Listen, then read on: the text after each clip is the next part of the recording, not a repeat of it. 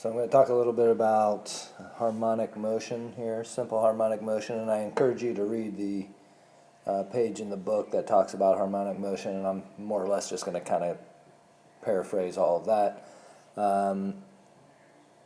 These are all the definitions of the things that we're going to be talking about here and with simple harmonic motion. You should recognize these forms already. And I think the easiest thing to think about is, those of you that are in physics right now, is this idea of pulling a spring and letting it go, okay? And it's going to bounce back and forth. Well, that was a horrible way to put, but right, it's just going to bounce up and down, okay? And, we talked about how that's, in reality it would eventually come back to rest, and this is our rest position. But for simple harmonic motion, you're pretending that it just keeps bouncing up and down. There's no resistance factored into this. Okay? So this position is going to be our equilibrium position, and this would be the fullest extent, and then this would be as high as it would go. And, this is going to be plotted over time. And so I think maybe I'll just draw that first. We're going to be talking about, I'll end up getting rid of this and talk a little bit more about what it's looking like. But, let's pretend, that this is going to be our time axis, right? So we're starting at 0 time, and then we're either pulling the spring up and then letting it bounce, or we're pulling it down and letting it bounce. And so we would get this kind of motion that would look, like if we pulled it down, it would spring up and then come back down, and then spring up and come back down. And it would continue this motion on, forever in this perfect situation. And so what we have here is, over time, what is the position of the spring, or the ball at the end of the spring? So if we pulled it down at the very beginning and did not stop the clock yet, it would be down here, and then we'd let it go and the spring would take over, and as time went, it would just start bouncing or oscillating up and down. Okay, and so that is why we are talking about sine or cosine. And I would keep in mind, and I'll mention this again later, that usually sine would be starting here at 0, 0. And so in this type of problem, and maybe it wouldn't make sense because we couldn't get any action starting here at the equilibrium, but in other problems it does make sense, where you would start at a 0, 0 position, and then we'd go from there. In the example I just talked about, we had to start down here to get the tension in the spring, and then it would react. So I'm going to get rid of this and talk a little bit more about some of the definitions here.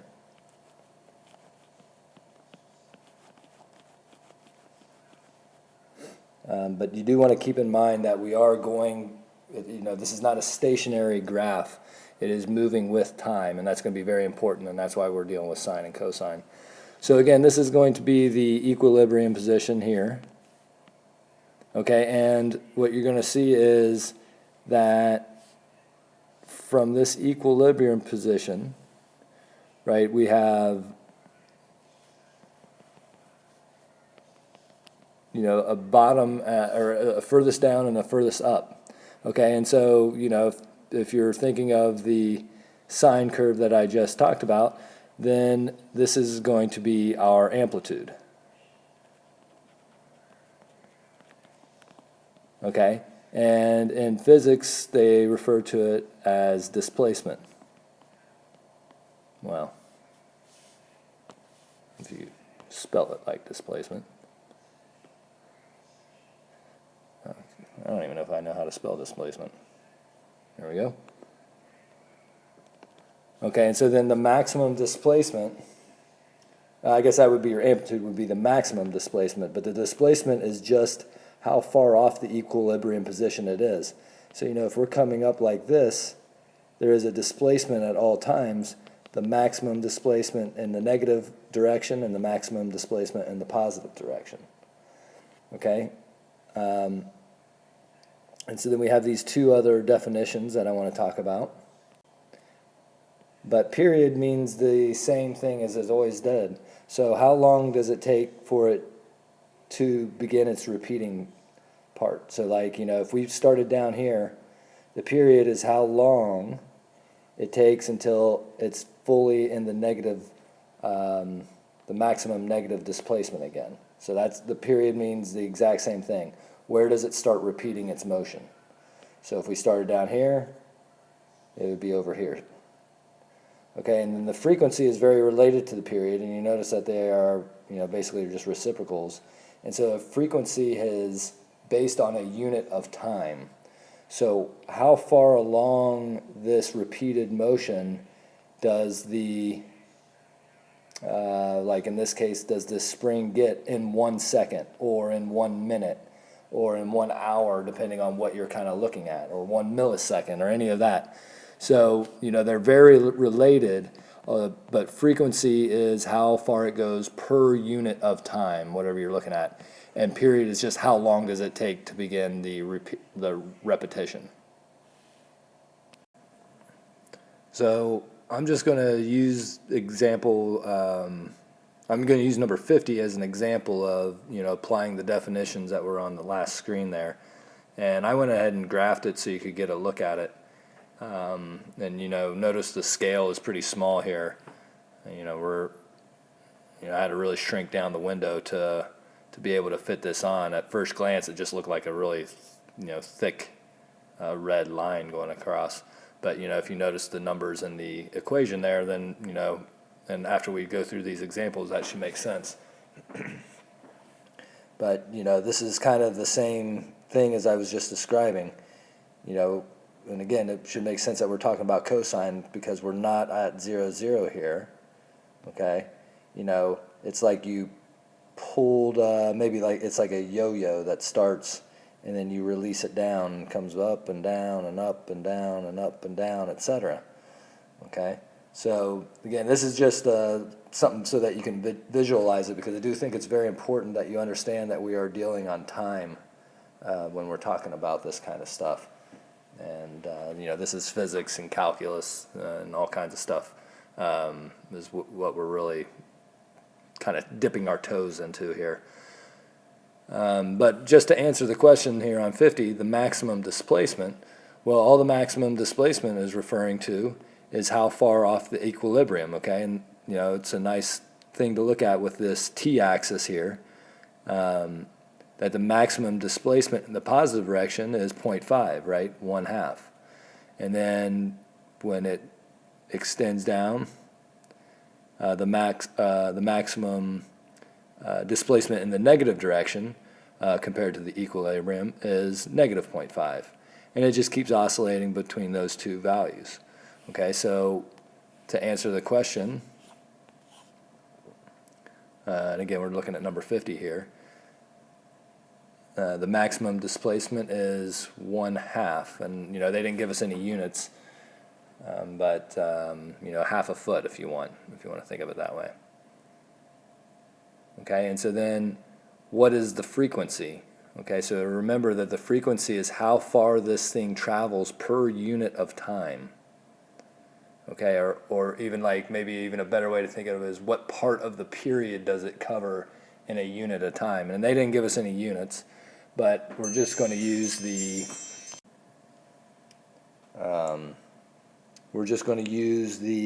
formula for frequency found on the other page,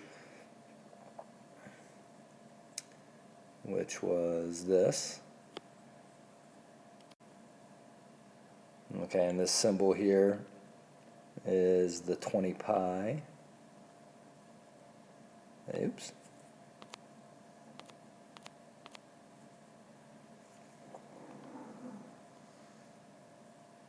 And that's over 2 pi, right? And so that means our frequency is 10.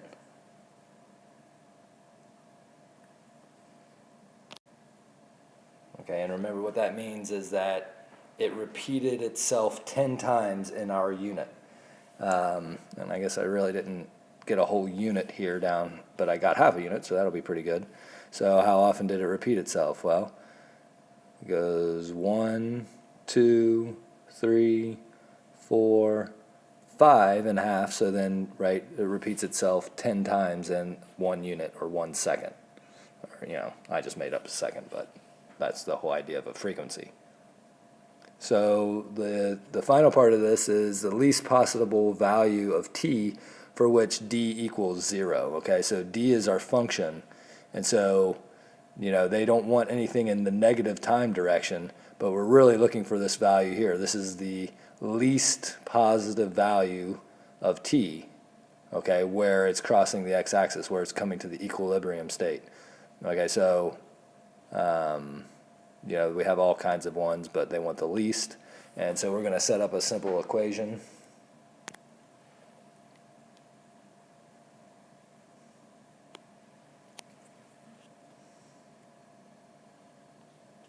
So we're going to say, well, where is, or, you know, what value of t, what time gives us a d value of 0?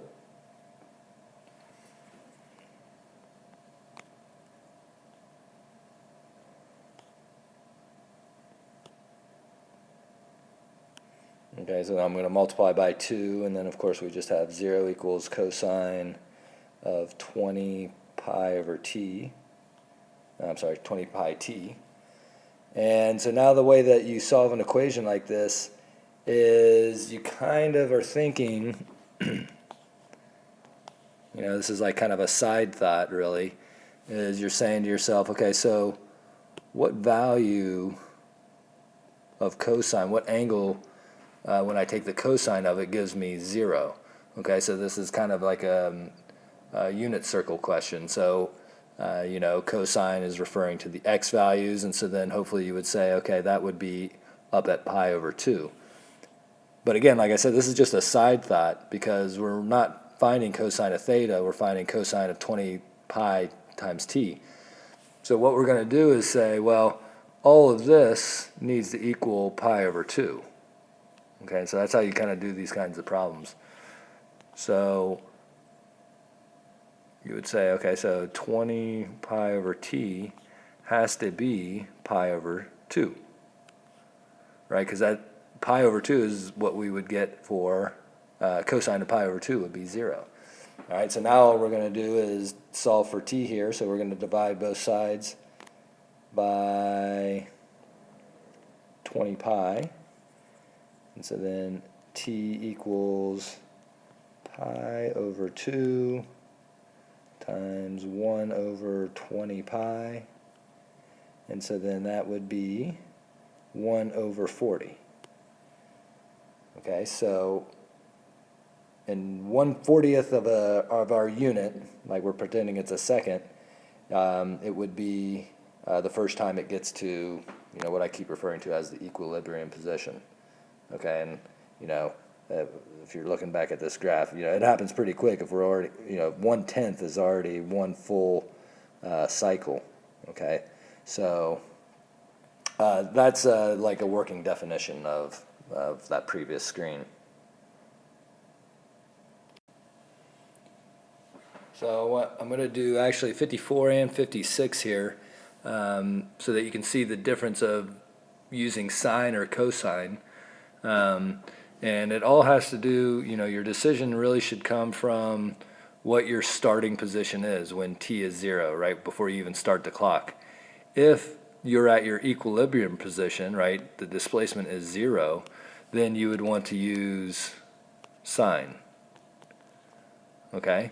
And if your initial value, right, where t is 0, we haven't even started the clock yet, is something besides 0, then probably, where's my pen? Right, probably you're going to want to use cosine. Okay, and you know, we've talked about this before, that you can shift sine and cosine around to make them look exactly the same. So, you know, really there's no wrong answer, but you're trying to do as little shifting as possible, and so this is a pretty good rule of thumb here. So again, this is mostly just working with the definition for the most part, and we're going to look at 54 first. And outside of looking at the displacement starting at 0, and again that means we're going to deal with sine here.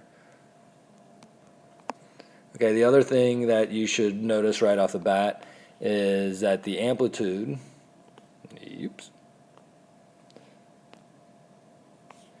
the amplitude of 54 is 3. Okay, so then we should be able to be okay with saying, okay, well that would be 3 sine. So then the maximum displacement in both positive and negative direction would be 3 in this case. And so then we got to play around with the period a little bit. And again, I'm just going off of the definition from the previous section, and that's saying that the period is equal to 2 pi over whatever symbol that is. I don't remember right now. Okay, the period on 54 is 6 seconds. Okay, and just to keep pounding that definition into your head, right, it takes 6 seconds for whatever we're talking about here to start repeating.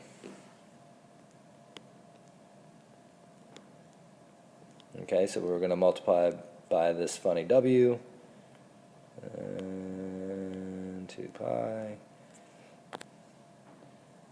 right, and then divide by 6, so then we're at 2 pi over 6, which is pi over 3. Okay, so then the function that we got for 54 would be 3 sine pi over 3t.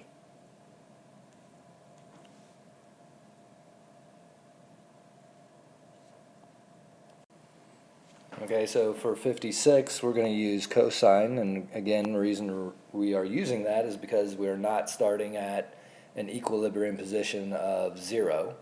And if you remember on the previous screen, I showed you that cosine function, and the displacement was equal, the initial position was at the very highest point of the cosine curve. And so it's actually pretty simple, because if you notice on this one, they didn't make it very hard. The beginning position and the amplitude are the same. So, that makes it pretty straightforward. So then we're saying it's 2 cosine. And again, all we're doing is messing around with the period again. And so again, then period equals this. This is just definitions. Period is 10 seconds here. So then 10, that thing.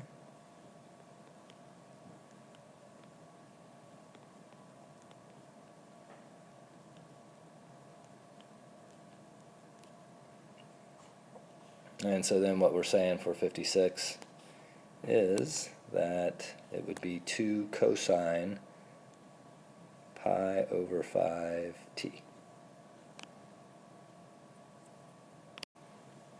Okay, so for the final problem here, it's more of like a application type situation. You got this buoy out in the ocean, and it's getting affected by these waves. And the total from the lowest point to the highest point is 3.5 feet. Now be careful, because I guess this line going across here in the middle would be if there was a perfectly calm ocean. And so then the amplitude is not 3.5. The amplitude only refers to half of that. This would be the midline. Okay, so half of 3.5 is 1.75. So our amplitude in this case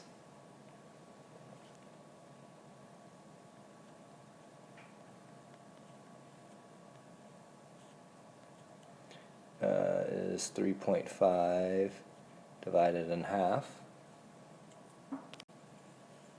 And so A is going to be 1.75. and I believe that is 7/4.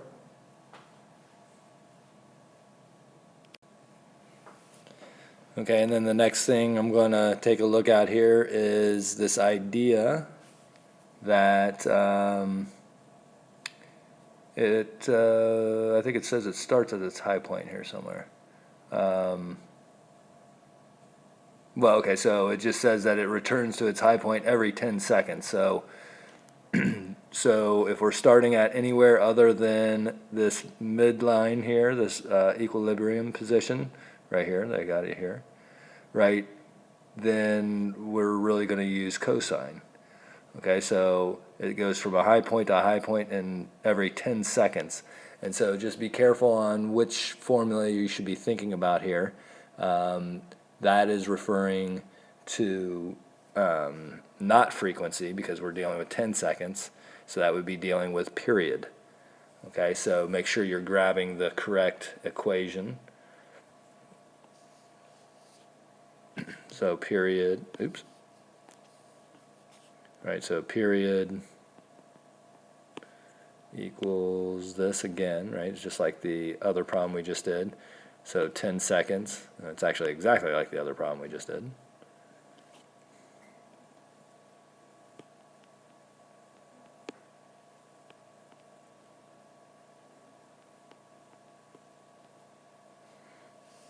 Okay, and you know, because of this statement